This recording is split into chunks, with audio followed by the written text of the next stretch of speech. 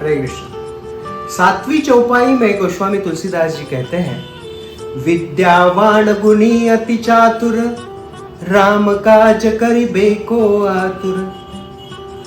हनुमान जी विद्यावान है। हनुमान जी ने सूर्यदेव से जब विद्या प्राप्त की, तब सूर्यदेव नहीं चाहते थे कि हनुमान जी कभी भी उनको छोड़कर चले जाए, है ना। कभी कभी ऐसे होता है कि किसी शिक्षक को लगता है कि ये विद्यार्थी बड़ा प्रिय है, ये कभी जाना नहीं चाहिए, लेकिन उसे तो जाना ही पड़ेगा ना। लेकिन सूर्यदेव नहीं चाहते थे कि हनुमान जी जाए, इसीलिए प्रतिदिन सूर्यदेव हनुमान जी को सिखाते थे और दूसरे दिन सुबह हनुमान जी को सब भुला भी देते थे। तो पूरा दिन पढ़ते और दूसरे दिन सब भूल जाते, फिर से वही बात सीखते। एक दिन हनुमान ने सोचा कि ये कुछ तो गड़बड़ हो रहा है, तो उन्होंने सूर्यदेव को कहा कि ऐसे क्यों हो रहा है। सूर्यदेव ने कहा कि ठीक है। फिर सूर्यदेव ने उन्हें पूरा ज्ञान प्रदान किया। ऐसे कहते हैं कि हनुमान जी ने सारे वेद केवल 15 दिन में सीख लिए, सारा ज्ञान उन्होंने प्राप्त कर लिया, विद्यावान। ऐसे हनुमान जी ज्ञान को पूरी तरह से प्राप्त कर चुके ज्ञान के धनी विद्यावान है। और जब उनका अध्ययन पूर्ण हुआ, तब सूर्यदेव ने उन्हें आशीर्वाद प्रदान किया कि आपने जो ज्ञान ग्रहण किया वो आप कभी भूलेंगे नहीं। तो हनुमान जी विद्यावान है। किस ज्ञान को किस समय किस तरह से उपयोग में लाना चाहिए, यह हनुमान जी अच्छी तरह से जानते हैं। तो हुआ यूं, यमराज जी आकर रामचंद्र जी को बताते हैं कि रावण आपको पराजित करने के लिए चंडी यज्ञ कर रहा है, और अगर वो चंडी यज्ञ पूर्ण कर लेता है और चंडी को प्रसन्न कर लेता है, तो उससे वह वरदान प्राप्त कर लेगा कि वो कभी भी पराजित नहीं हो पाएगा, कोई भी उसे हरा नहीं पाएगा। तो जब इस बात को रामचंद्र जी ने सुना, तो यह बड़ा आवश्यक था कि वो यज्ञ रुके। और रोक कौन सकता है, यह भी कोई पूछने की बात नहीं। रामचंद्र जी ने स्मरण किया हनुमान का, और जब हनुमान जी आए, तब रामचंद्र जी ने जो बात कही ना, वो बात सुनकर हनुमान जी बड़े खुश हो गए। रामचंद्र जी ने कहा, हनुमान तुम जाओ और जो करना चाहते हैं वो करो, लेकिन ये यज्ञ पूर्ण नहीं होना चाहिए। तो आप जाओ और ये यज्ञ पूर्ण नहीं होना चाहिए, ये तो ठीक है, लेकिन जो करना चाहते हैं वो करो। ये सुनकर हनुमान जी बड़े प्रसन्न हो गए। अब तो उन्हें पूरी परमिशन मिल गई थी जो चाहे वो करने की। तो हनुमान जी गए और देखा कि चंडी के यज्ञ के लिए कितना सुंदर प्रयोजन है। और पुरोहित कौन है? बृहस्पति, देवताओं के गुरु। हनुमान जी सोच रहे हैं ये यज्ञ क्यों कर रहे हैं, लेकिन क्या करें। जहां यमराज जी उनका हुक्म मान रहे हैं, जहां इंद्र उनकी सेवा कर रहा है, जहां सारे देवी देवता उनके नौकर बने हुए हैं, बृहस्पति क्या कर सकते हैं। तो बृहस्पति जी यज्ञ के पास बैठे हुए हैं और उनके बाजू में, उनके पास में सारा लिखित स्वरूप में यज्ञ की विधियां थी। तो हनुमान जी ने क्या किया, वो जो लिखा हुआ था ना, उसमें से एक एक लाइन गायब कर रहे हैं। बृहस्पति जी देख रहे हैं तो उधर वो लाइन है ही नहीं।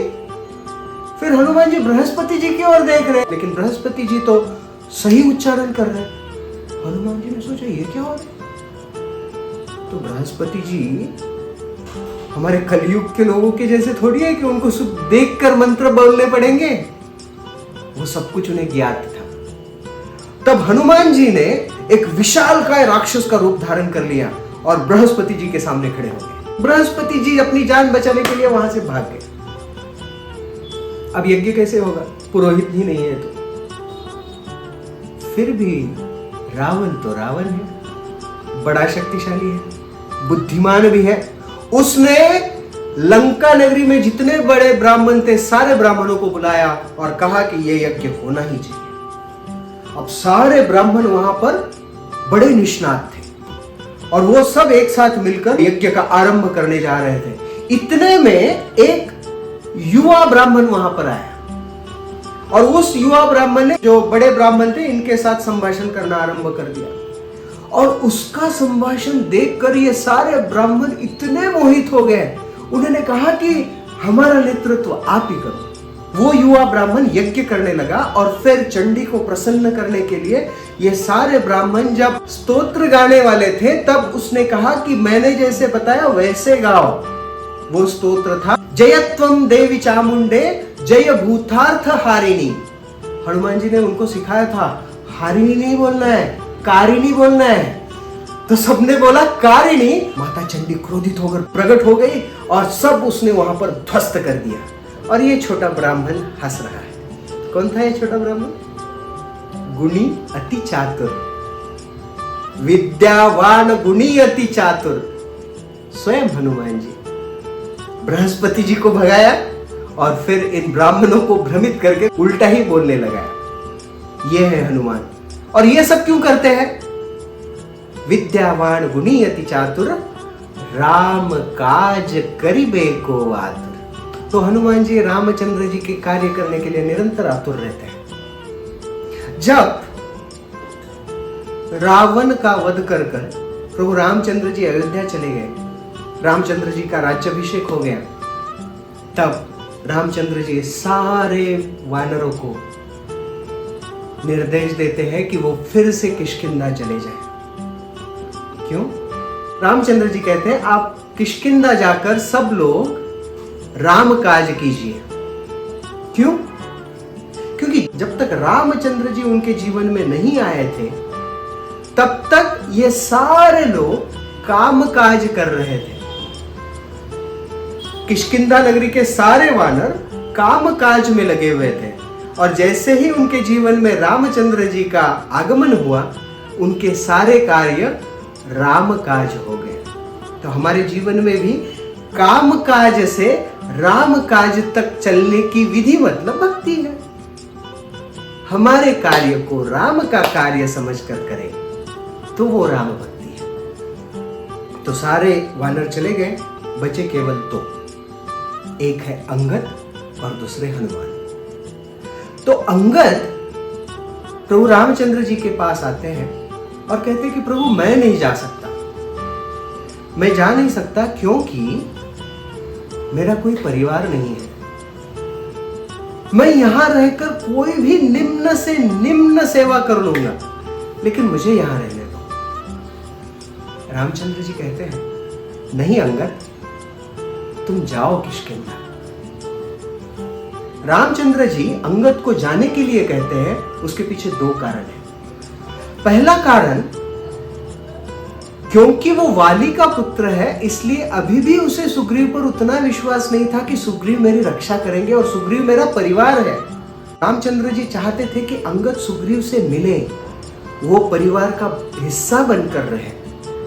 और दूसरी बात, अंगद सेवा में भेद कर रहा था कि कोई सेवा निम्न है, कोई सेवा ऊंची है। सेवा में भेद नहीं होता।